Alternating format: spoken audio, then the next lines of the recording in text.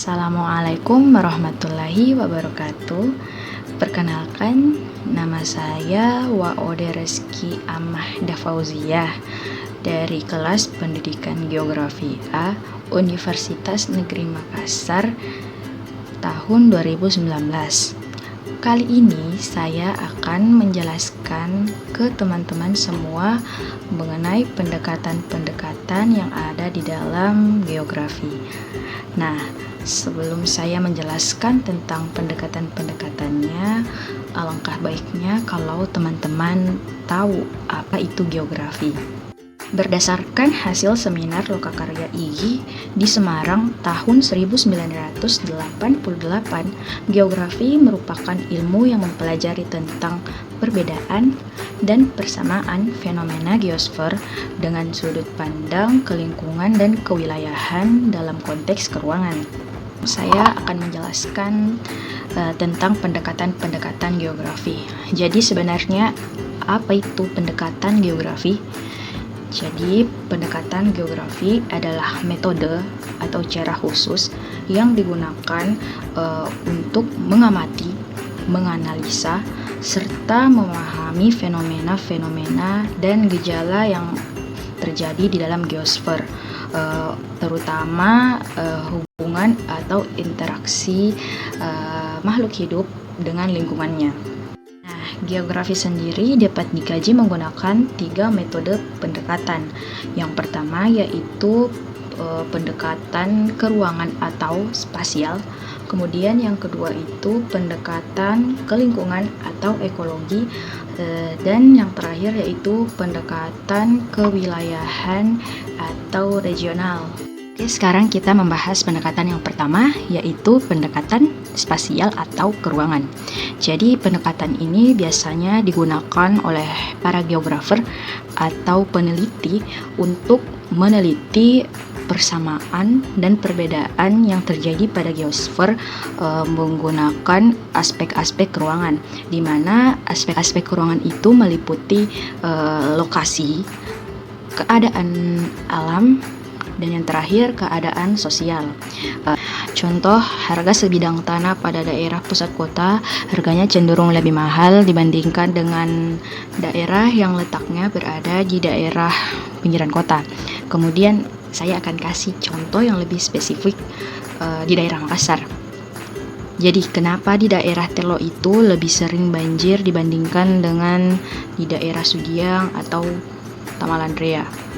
Karena di daerah Telo itu terdapat Sungai Telo, di mana Sungai Telo itu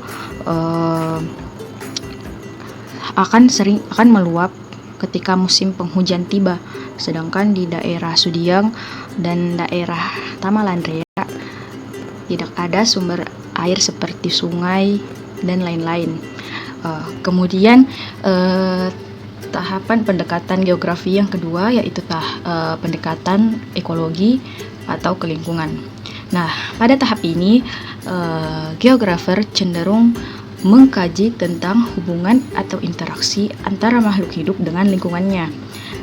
Sebagai contoh, kita ambil kasus longsor, tanah longsor. Nah, untuk menganalisa fenomena ini, kita bisa menggunakan beberapa tahap. Adapun tahapan untuk melakukan analisa terhadap fenomena yang terjadi menggunakan pendekatan ekologi ini, yang pertama yaitu kita harus melakukan identifikasi kondisi lingkungan, kondisi fisik lingkungan. Contohnya seperti menganalisis jenis tanah, menganalisis struktur tanah, dan menganalisis kemiringan tanah. Kemudian yang kedua, menganalisis sikap atau perilaku makhluk hidup terhadap lingkungan tersebut. Contohnya, apakah masyarakat di sekitar lingkungan tersebut melakukan penggundulan hutan atau tidak, melakukan tebang pilih atau tidak. Kemudian tahapan yang terakhir yaitu melakukan analisa interaksi ekologi atau interaksi antara makhluk hidup dengan lingkungannya. Nah, pada tahapan ini kita menganalisis apa saja dampak yang ditimbulkan dari hasil hubungan timbal balik tersebut dan solusi apa yang akan dilakukan untuk mengatasinya. Kemudian tahap pendekatan geografi yang terakhir yaitu tahap pendekatan regional atau kewilayahan. Pada tahap ini, pendekatan ini digunakan untuk membandingkan atau menemukan karakteristik wilayah pada muka bumi dengan memperhatikan aspek-aspek keruangan atau spasial dan aspek-aspek ekologi atau interaksi antara makhluk hidup dengan lingkungannya atau kelingkungan. Contoh dari pendekatan kewilayahan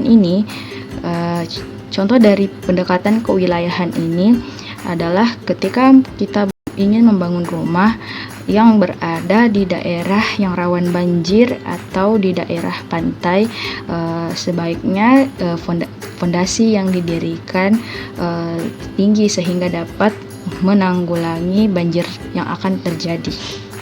Sekian penjelasan pendekatan-pendekatan geografi dari saya. Semoga bermanfaat untuk teman-teman semua. Wassalamualaikum warahmatullahi wabarakatuh.